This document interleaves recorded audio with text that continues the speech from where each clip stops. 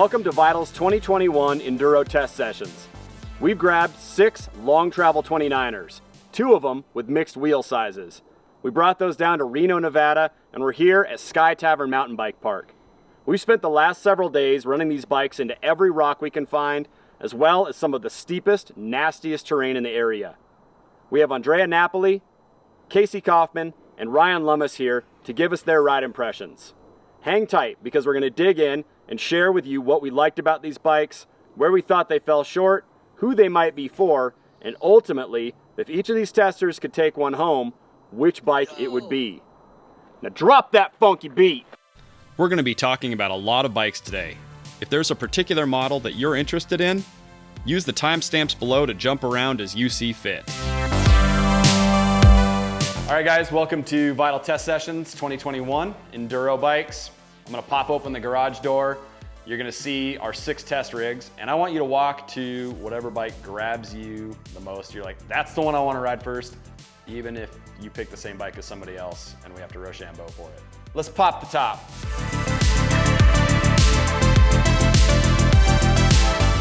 Long travel 29ers, pick your steed for the day. All right, Guerrilla Gravity, Gnarvana. All right, pivot Firebird, transition Spire, sweet. I'm gonna go high pivot and I'm gonna grab the Devinci Spartan HP. We knew just where to test these bikes, Reno, Nevada. Surrounded by rugged mountains, strewn with rocky trails, we knew the biggest little city would be the perfect proving ground for our bikes. Sky Tavern Bike Park is a non-profit that operates on city land and is free to the public.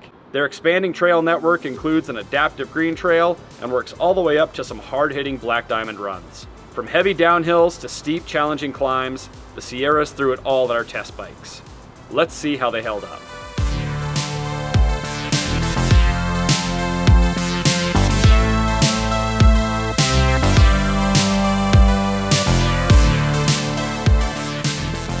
First up on our list is the Guerrilla Gravity Gnarvana Rally Like Barelli Edition. Guerrilla Gravity is a Colorado-based outfit that is manufacturing its frames in-house. They use a material called revved carbon and a proprietary method to form the front ends. GG also takes a modular approach to frames. Riders can swap out the rear end of their bikes to achieve more travel or less, or alter the wheel size. As of right now, the Gnarvana is only available as a full 29er.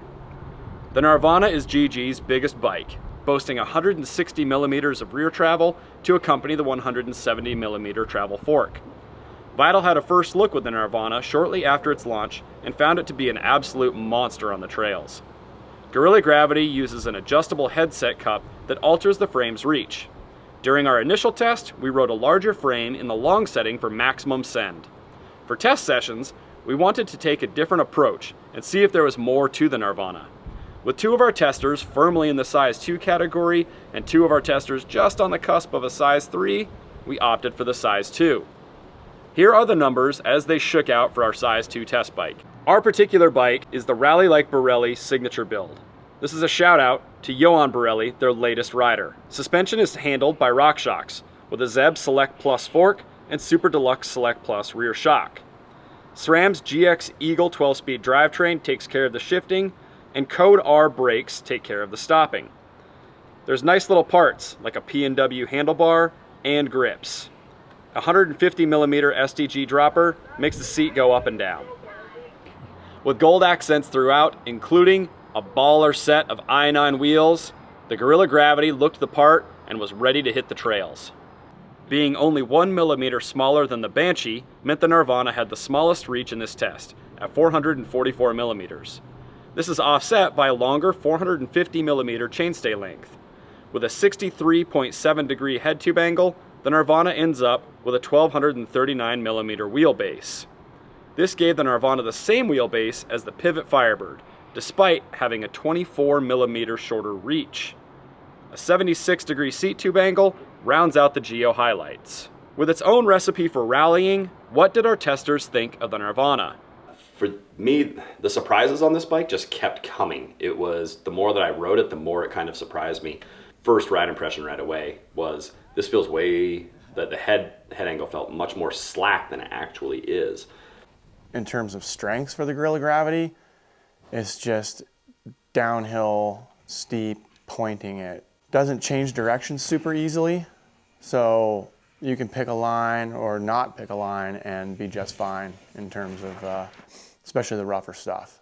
What really surprised me the most about this bike was just how much bigger it felt than I think what it was. You know, it's already a big 170 travel 29er. It felt even bigger than that. If you wanted to ride steep tech, you know, I got you. You want to do fast jump lines, I got you.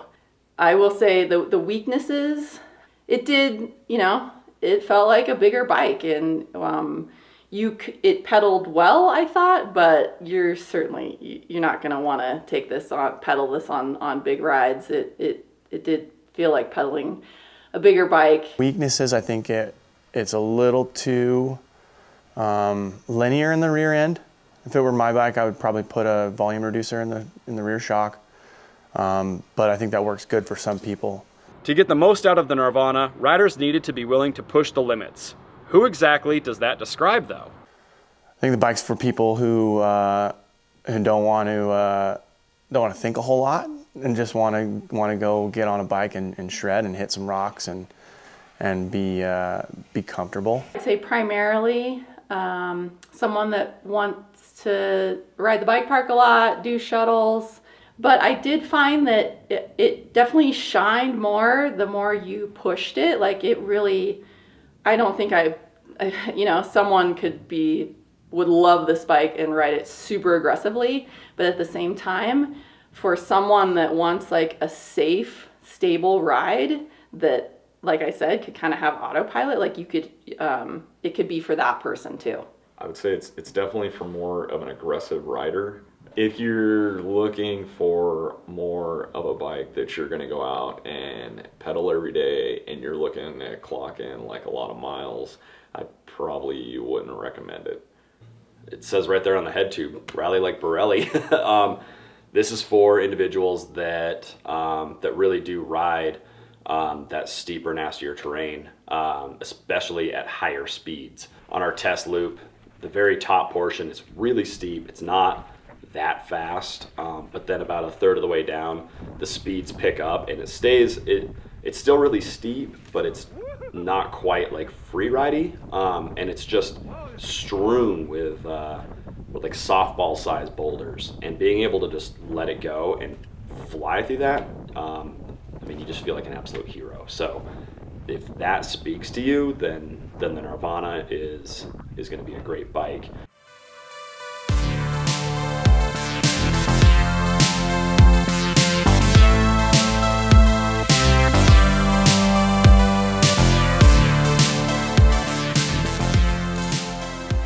Next up in the line was the Transition Spire Carbon GX.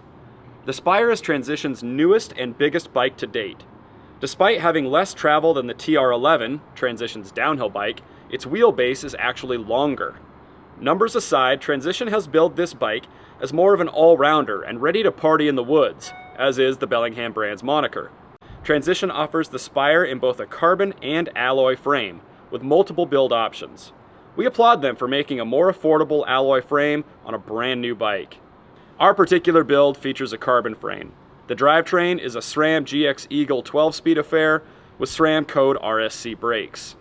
The Spire wins the Big Brake Award for coming with a massive 220mm front rotor and 200mm rear. RockShox supplies suspension with its top shelf Zeb Ultimate fork and Super Deluxe Ultimate rear shock. Schwalbe takes care of the tires with soft, Super Trail casing Big Betty and Magic Marys. Stan's Flow S1 wheels are a sensible choice for rims. Though we aren't doing a Best Bang for Your Buck award for this review, the Spire definitely makes its case. Beyond the parts, the Spire is the slackest in this test.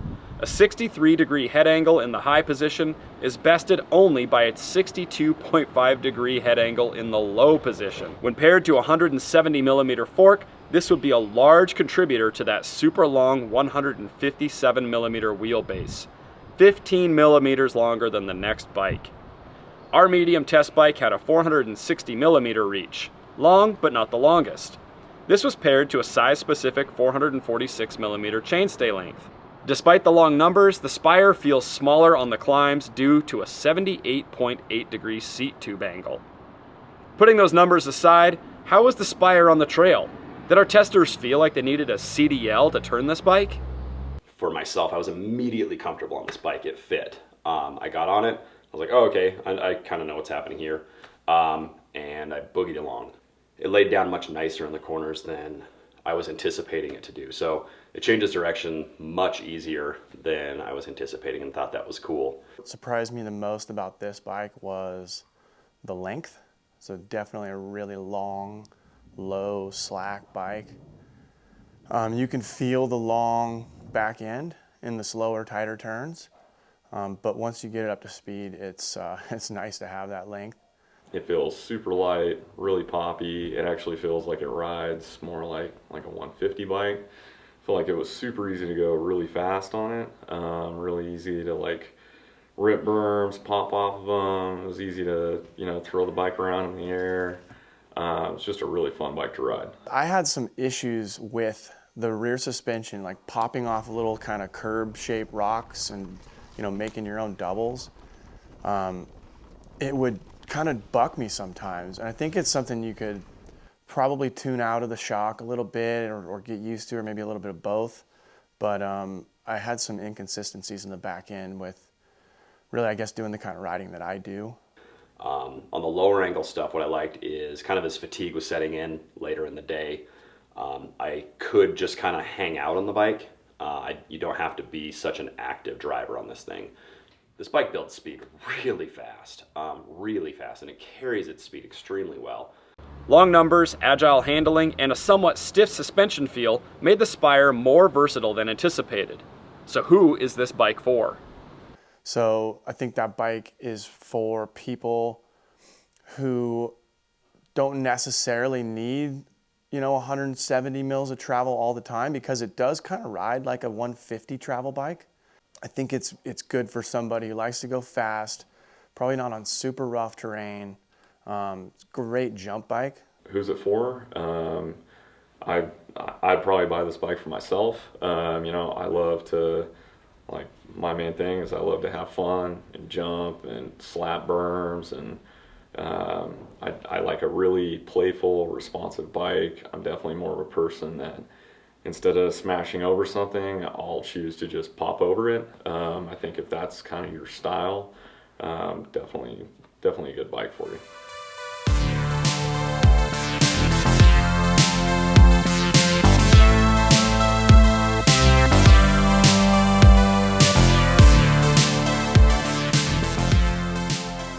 Jumping into the mix is the Pivot Firebird Pro XT XTR Coil build. Did you catch all that? We'll go over it. Sporting a 468mm reach, the Pivot Firebird had the longest front to center in our test. To keep the overall length in check, the chainstay is 434mm with a 64-degree head angle for a total wheelbase of 1239mm. A 76.5-degree seat tube angle is the last of the highlights and will keep riders moving up the hill. With 165mm of coil-sprung rear travel and both ends of the bike adorned by Fox factory suspension, the Firebird is properly equipped for serious hits. Overall, the build kit is ready for action. 4-piston Shimano XT brakes with 203mm rotors indicate that this bike is built for speed. Our test bike had a 175mm Fox factory transfer dropper post. With plenty of post insertion, we were big fans of this post performance and fit. Cheers to Pivot for putting a long dropper on a size medium. All the pieces are in place for the Firebird to be a top performer. However, our testers were a bit split over the Firebird's trail manners. The Pivot Firebird, that lap, off the top it's super steep and deep sand, and I had a really hard time keeping it on line. I felt like the fork wanted to tuck under, and I think it was a bit of a, I think part of the reason for that is I was kind of on the bike rather than in the bike. What surprised me the most about this bike was, for me, how plush this bike felt. It really just floated over everything, and how stuck to the ground it felt and stable it felt for me. Particular strengths of this bike, I I felt really great on it at low angle to moderate angle stuff, and then it would just gobble up the terrain. It felt extremely fast to me. The suspension was remarkable. I really liked it. I felt like the way that it's set up right now, it didn't feel like it was a 170 bike. It felt like it had a lot less travel. Immediately right when I got on it, I felt like it was kind of set up like an XC bike, which when you look at the bike, you're like, no, that thing's like a a bad enduro bike. But then when you get on it and you start riding it, you're like, this is a little funky. Like higher speed sections, I felt like the bike was just having a very hard time tracking. You know, it felt like that typical, long travel 29er feel. It does not want to play. You really have to push it to get it to pop and play. I also felt like I was sitting, high in it. I was on the bike. I wasn't in the bike. So I had to make a conscious effort to really, kind of dig my heels in. Its strengths, definitely the flatter, more pumpy type of terrain. I think it jumps well, it pumps well, but in terms of weaknesses, I could not keep this thing on a line in the steep, rocky stuff. Felt like it just kept getting deflected all over the place. So again, I think the jury's a little bit out. I think it's fair to say, like I said, a little more time on this bike, I might have done a little better with it. What we kind of figured out as a team later on was a lot of the struggle that we were experiencing on the really steep terrain, where you're having to kind of navigate and work your way through. It's not necessarily high speed, but you're on the brakes and having to go through like these really chunky pieces. The bike does have a tendency to like start to push you forward. So throwing a tape measure on the bike, what we found was the 50 mil stem and 760 bars were two outliers amongst our group. The narrowest bars on any other bike were 770s, and certainly the narrowest that any of us would ever run is 770. So the 760s did put us in a little weaker riding position than what we feel the Firebird deserves. And that 50 mil stem became really apparent in like certain bits of terrain where you want to drop your back wheel and kind of do a little power manual through something. There's a weird cantilever feeling that you just don't get with a 35 or 40 mil stem. And so those were two areas that really hindered the Firebird's performance overall. I am a little bit alone in the fact that I felt like it danced around just fine. I liked the way that it hit jumps, especially kind of some of the more natural trail rhythms we were getting into. I felt really at ease with the bike. With our team divided, where would we put the Firebird overall? If you're in the bike park, you like flow trails, or you're riding stuff that isn't so steep and is flowy, I think it would be a great bike for that. I also felt like, especially with that DW link, like when you got on the pedals or when you were pedaling it, it was really responsive to pedaling. So someone that wants to ride, steep technical terrain, do some really aggressive riding, but could also, pedal this bike well.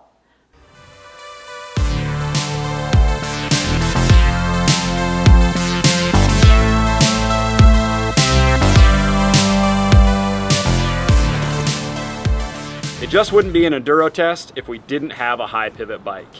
Say hello to the Devinci Spartan HP GX 12S. Devinci's new Spartan High Pivot HP launched the day our test sessions began. Devinci's enduro racers have been using the Spartan platform to take on the Enduro World Series for some time. It was with their feedback that the Spartan moved to a high pivot bike, still utilizing the split pivot design.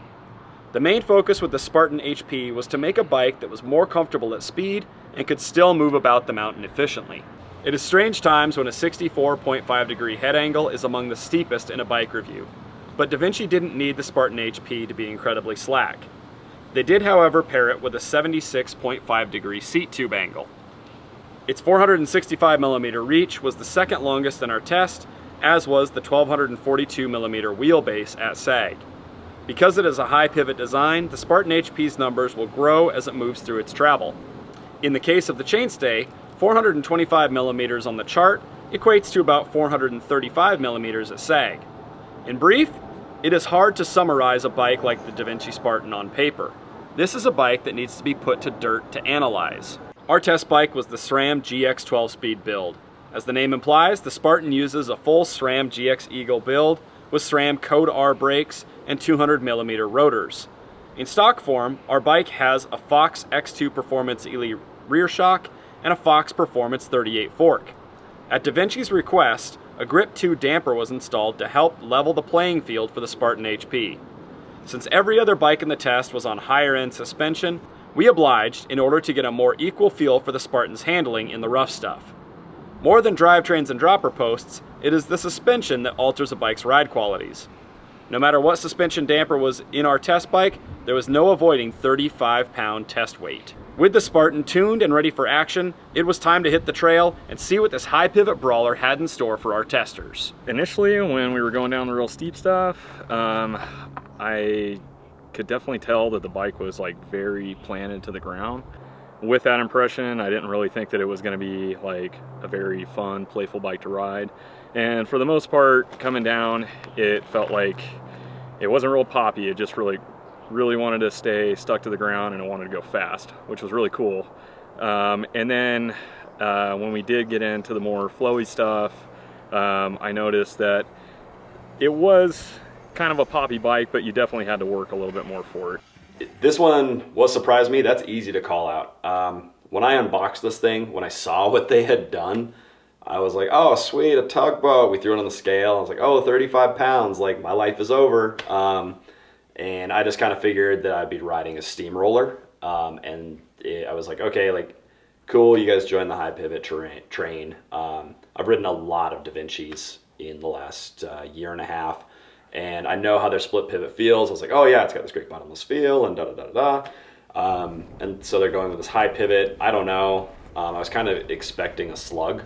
I was wrong. I was so wrong. At high speed, man, it just went through everything, no problem. I could maneuver it. It was a really fun ride. It was pretty quick to feel natural on it. You know, it kind of just has a look like it's a big bike, and I think it rides like that, but it was easier to move around once I learned it a little bit than I expected.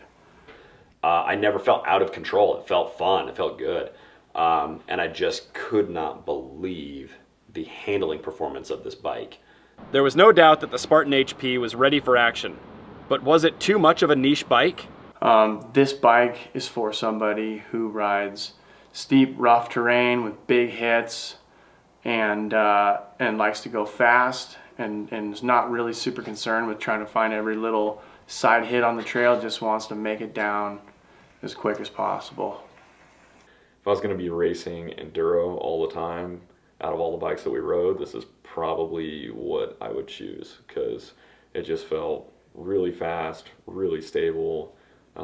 It ate up the chunk really well, and also for being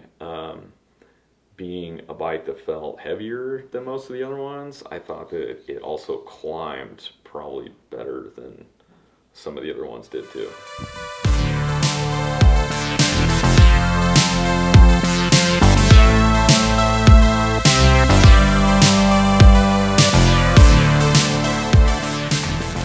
Up next is the Orbea Rallon LTD in a mixed wheel platform. Yes, the Rallon LTD is the most expensive on our test, and far beyond what we expect most riders to shell out. Aside from being the only model available, we were comfortable presenting this bike to Vital readers because of the build options that Orbea puts out there. Riders can simply select the Rallon Team for $72.99 and swap the Fox X2 Airshock for a coil found here. Beyond the drivetrain, every part is the same. When it comes to measuring performance on the trail, it is the frame, suspension, and wheels that matter most. To us, the drivetrain is tertiary. Orbea's update to the Rayon gives it the predictable geometry changes, as well as a few surprises. To start, the Rayon is offered as both a 29er and mixed wheel setup. After testing the bike in both configurations prior to launch, we decided to run a 27.5-inch rear wheel. Every Rayon will ship with the necessary hardware to run either wheel configuration. In the mullet arrangement, our medium Rayon had a 455mm reach and a 64-degree head angle. Chainstay length is 438mm, resulting in a total wheelbase of 1230mm, the shortest in our test. The top tube length on our Rayon was right in the mix with all the other bikes and uses a 77-degree seat tube angle. Some of the nicer touches included with the Rayon are the ability to fully insert a 200mm dropper, in-frame storage, and integrated tools at the pivot and rear axle. As mentioned, our Rayon was the top shelf offering from Orbea and has all the parts to match the price. A full Shimano XTR build kit is accentuated by race-face Next R carbon cranks and gaffer rotors. When riders select the mixed wheel option, the wheels default to the race-face Turbine R wheels.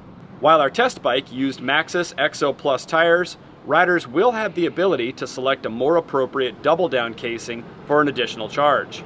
Fox factory level bits are used for the 38 fork, DPX2 coil shock, and 175mm dropper post. The Rayon was certainly dressed to impress, but how did it stack up once we got it in the dirt?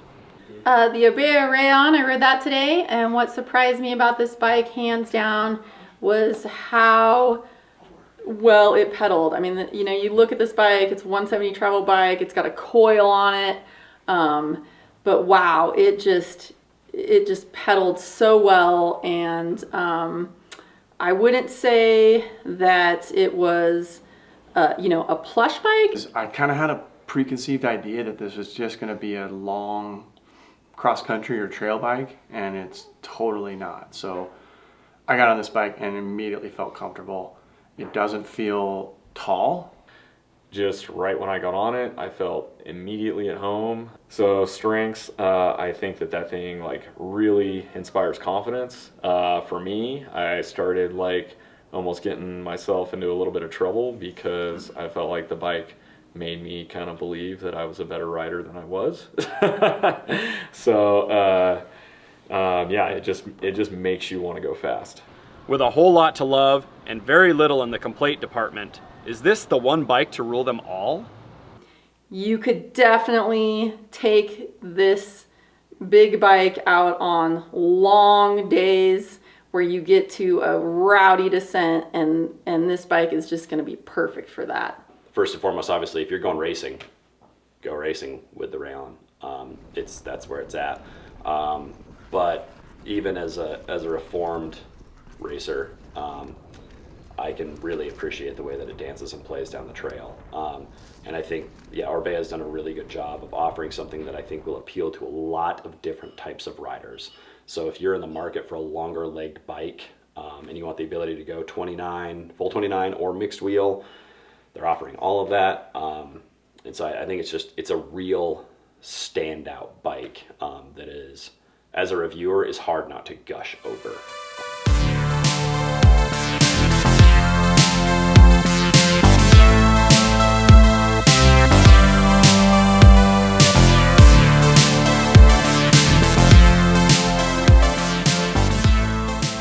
Alloy bike lovers, we didn't forget about you.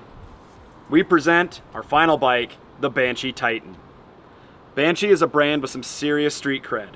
Whether you are a loyal Banshee owner or have only heard the name, this is a brand that commands respect. The Titan may not have the most travel, only 155mm at the rear wheel, but Banshee was confident it would hold its own in our test session.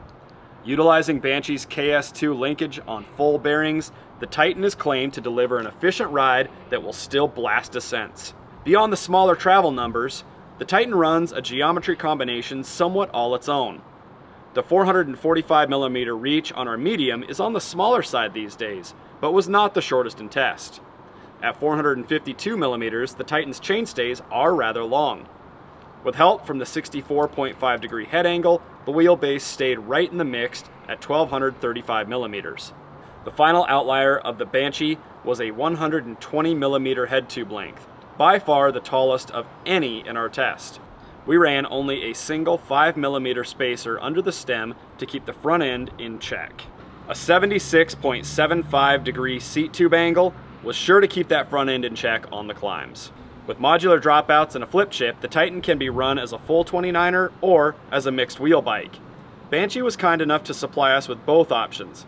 We went right to the 27.5 inch rear, knowing it would offer our testers and readers far more to work with for the purpose of this review. While it was the only alloy frame in our test, the Titan was the only bike sporting carbon rims. Our particular build kit was a brand new offering from Banshee, which tends to focus on selling frames only. One-up bars, stem, grips, and dropper post were all a nice touch. A SRAM X01 drivetrain with SRAM Code RSC brakes and a 200mm front rotor and a 180mm rear rotor were among the higher end parts in our test. While the Titan had a Fox Performance Elite 38 fork, the rear shock was Fox's Performance X2. Banshee was only one of 2 brands that supplied Maxxis double down casing on the tires. With unique geometry and materials combination, how did the Banshee impress our testers? Wow, I love this. I love this bike. I really did see how a bike could have the benefits of both wheel sizes. You know, the bigger wheel in the front, the 29er rolling, and the playfulness in the back. The cornering was great. The responsiveness was great. I'd never ridden the Banshee before, and I really love the mullet setup. I've had that on previous bikes that I've owned. So getting on the bike, I was immediately pretty comfortable with it. And then again, we dropped into some like pretty steep, rowdy sections, and I think with that 27.5 rear, it really just like squatted down on the rear end and just made it to where that thing just wanted to pretty much monster truck over everything. The thing that surprised me most was this bike's climbing prowess.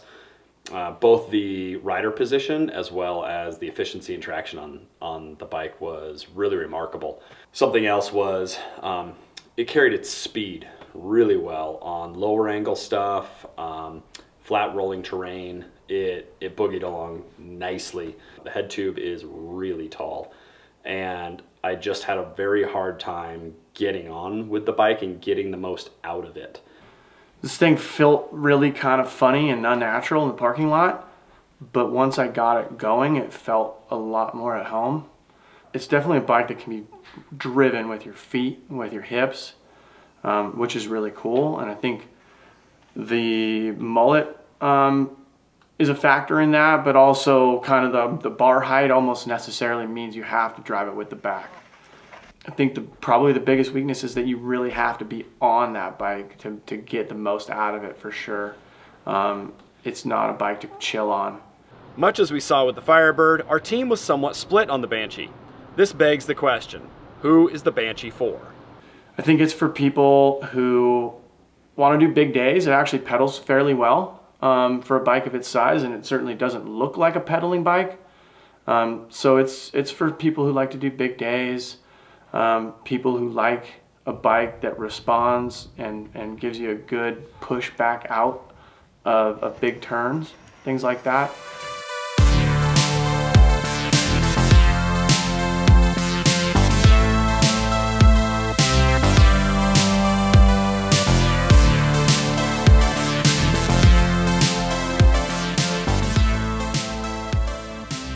Our testers logged a ton of miles in the Sierras and sampled some of the finest rocks at Reno's Sky Tavern Resort. As a last day surprise, we posed a final question to our testers. If you could take one of these bikes home, which would it be? Well, gosh, thanks, Vital MTB. I'm so glad you're giving me one of these free here mountain bicycles. Just kidding, none of us actually get to take these bikes home. That's not how tests work. If I were to take a bike home, it would be the Orbea Rallon. Well, the bike that I would take home is actually a pretty close call between two quite different bikes, but ultimately the bike I would take home would be the Orbea Rallon. Well, I would take home the Orbea Rallon. It would be the Banshee. I love this bike. It was so fun. It was so playful, and I could corner it really well. It just did everything great, and I just had a smile on my face the whole time I rode that bike. That was definitely my favorite bike. However, I gotta say that I have 2 bikes at home. I have a short travel 29er and I have a longer travel 27.5, and that would just add, that would just add to that. If I didn't have a bike and I could only have one bike, it would be the Orbea, because I really love getting way out there, doing big rides to rowdy descents, and that is what that bike is all about. It ticks all of the boxes in all the right spots.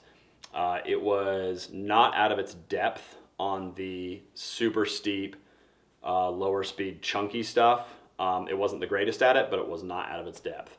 It's just fast. It does everything well. It pedals well, it's fast, it grips well, can handle the steep chunk, can take the big hits. For me, I think the Transition Spire was a pretty close second, but the Orbea just, inspired so much confidence, and I'm really just excited and pretty curious to see what else I can do on that bike. Despite our eclectic group of riders and their different takes on each bike, we were flabbergasted that they all arrived at the same spot. We'd like to reiterate that all of our testers rode these bikes blind. They knew nothing about geometry or price, and were only able to extract what they could through ride impressions and proper setup.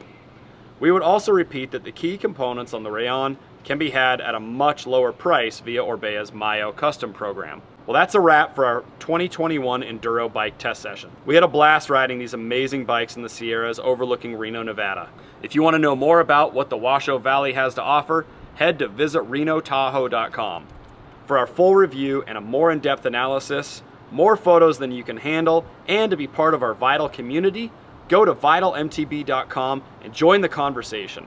Until next time, go ride your bike.